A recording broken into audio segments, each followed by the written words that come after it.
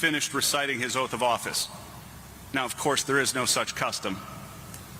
My assistant Cheryl, who administered the oath, was also in on the joke. As the two of them finished, Cheryl just stared at him, waiting for Jason to make the next move. The confused yet determined look on Jason's face as he began to pull out that whistle was priceless. Now, luckily for Jason, someone stopped him from blowing that whistle and saved him from further embarrassment. At the end of every shift, Jason volunteered to deliver the mail from the David District office at the mall to headquarters downtown. It wasn't until much later that his coworkers found out he did this so that he could clock out much closer to home. Needless to say, Jason was also very smart.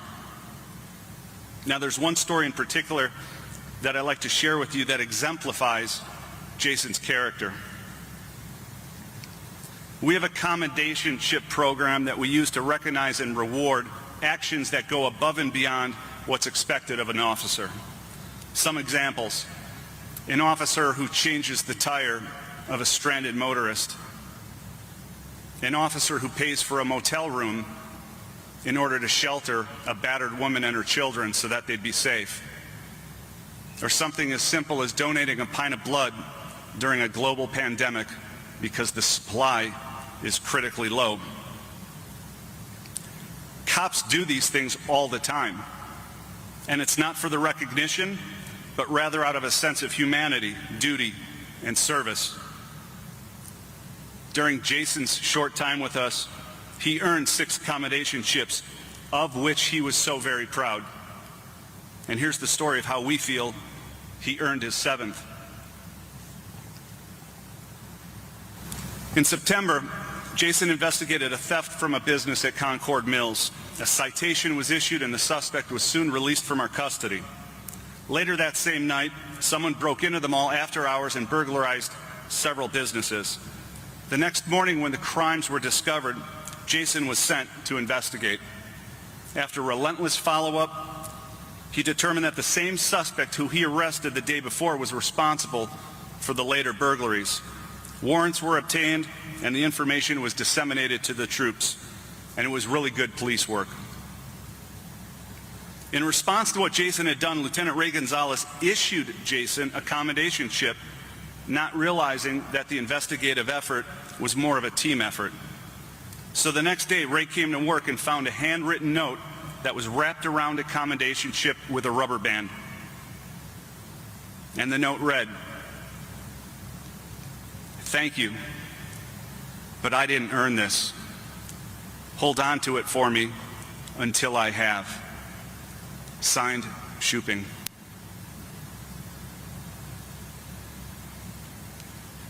Jason embodied what Irish philosopher Sir Edmund Burke called a good man.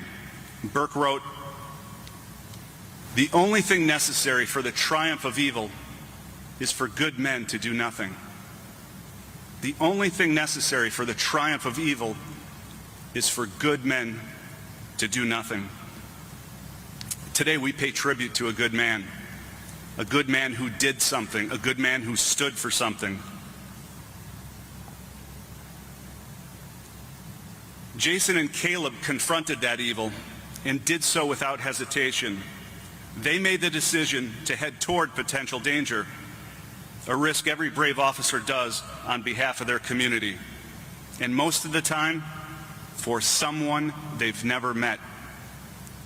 For someone they've never met. Consider that for a moment and let it sink in. Jason paid the ultimate sacrifice for confronting evil on behalf of complete strangers. And Caleb came close to doing the same. Cops like Jason, cops like Caleb, cops like Paul and Kyle will do everything possible to protect you, even when doing so places their lives at risk. And that's part of the virtue of being a cop.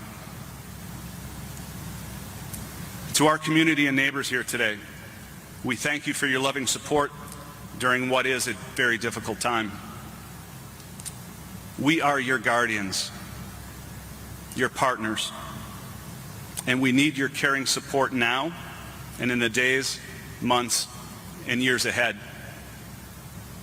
We work best when we work together, and on behalf of the Concord officers here, we know of your support, we feel it, and are blessed by it. To my fellow officers, we will not forget what Jason did, who he was, and what he stood for.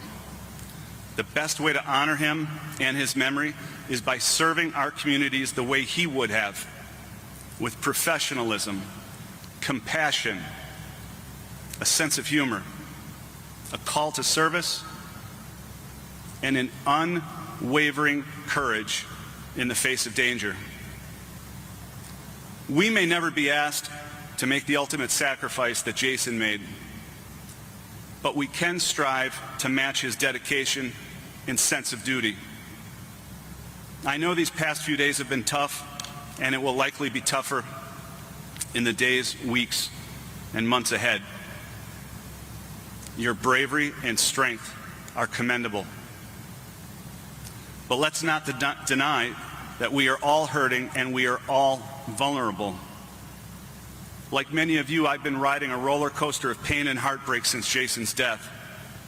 But through the tears, I know I speak for many here when I say, I'm proud to have had the honor to know Jason the cop, who was also a loving husband, a beloved son, and a cherished brother. And I'm proud of Jason's service and what he has done for this community. Together, regardless of the uniform you wear or the insignia it bears, we're unbreakable. So continue to lean on each other and continue to check in on each other, because having someone's back in our profession means more than showing up at their traffic stop. Lastly, to my law enforcement brothers and sisters, take comfort in knowing that we have one more guardian angel watching over us. As of today, Jason's unit number 4434 is officially retired and will always serve as a reminder of his commitment and ultimate sacrifice for our community. So let's take a moment. Let's take a moment now to stand and celebrate Jason's life and service.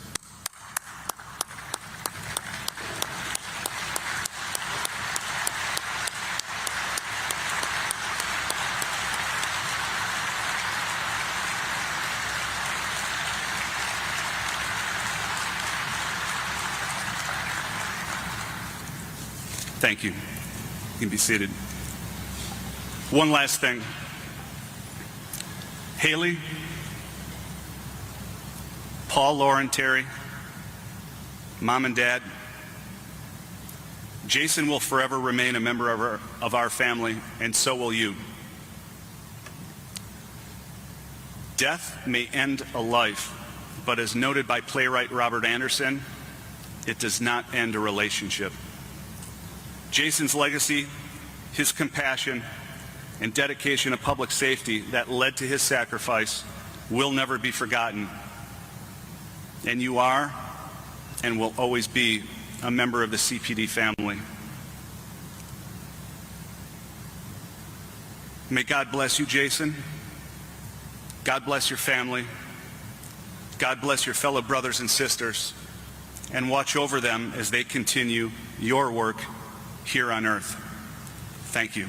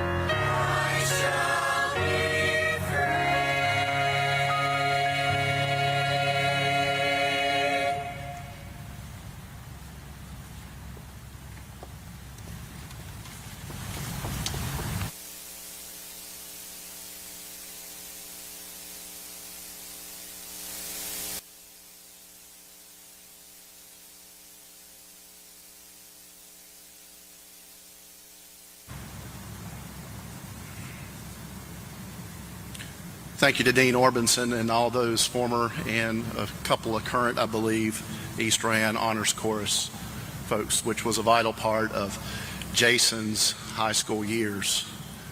I can still picture him singing that very same song in our church. We turn in the Bible to Psalm 23 to read what are often familiar words to many of us. The Lord is my shepherd, I shall not be in want. He makes me lie down in green pastures. He leads me beside quiet waters. He restores my soul. He guides me in paths of righteousness for his name's sake. Even though I walk through the valley of the shadow of death, I will fear no evil, for you are with me.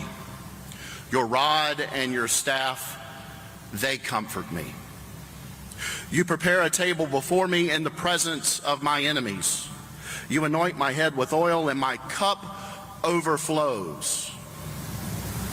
Surely goodness and love will follow me all the days of my life, and I will dwell in the house of the Lord forever.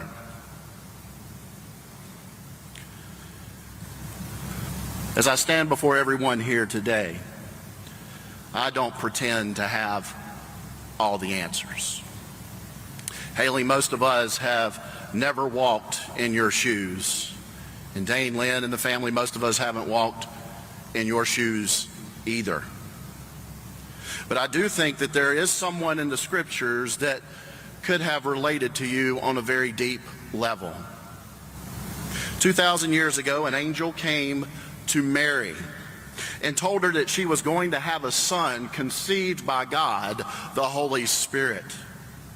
Needless to say, Joseph, her fiance, wouldn't buy in the God is my father story, as most of us probably wouldn't either. I mean, who could blame him? He was getting ready to call off his engagement quietly. He loved Mary. He didn't want to dishonor her. But then in Matthew chapter 1, verses 20 through 23, we read, after he had considered this, an angel of the Lord appeared to him in a dream and said, Joseph, son of David, do not be afraid to take Mary home as your wife, because what is conceived in her is from the Holy Spirit. She will give birth to a son, and you are to give him the name Jesus, because he will save his people from their sins. All this took place to fulfill what the Lord had said through the prophet. The virgin will be with child and will give birth to a son, and they will call him Emmanuel, which means God with us. I wonder how many of us here today, in the midst of this pain and heartache, would love to have the assurance that God is with us.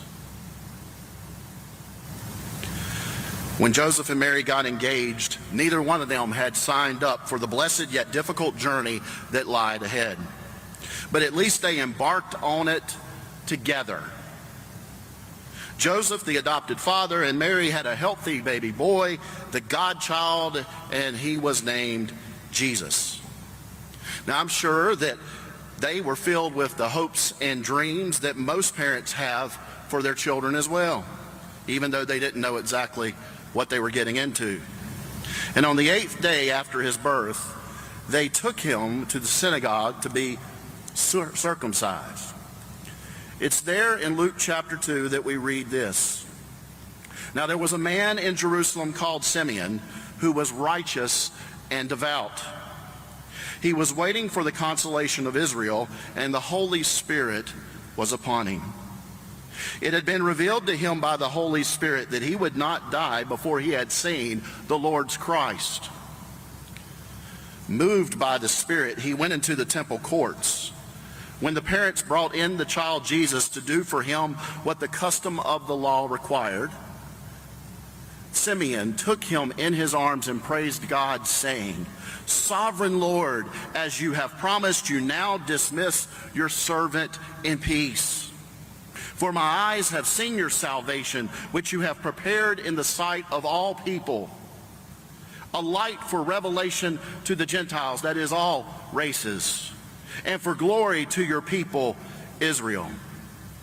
The child's father and mother marveled at what was said about him. Then Simeon blessed them and said to Mary, his mother, "This child is destined to cause the falling and rising of many in Israel, and to be a sign that will be spoken against, so that the thoughts of many hearts will be revealed." And then he said this, "And a sword will pierce your own soul too." Here we find Luke's first mention of Christ's impending suffering and death.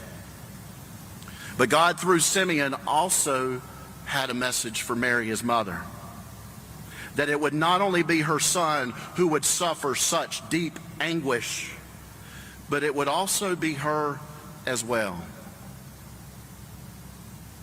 Now, I can't help but to think that Mary still found comfort in the fact that at least she was going to have Joseph with her through all the challenges that lied ahead.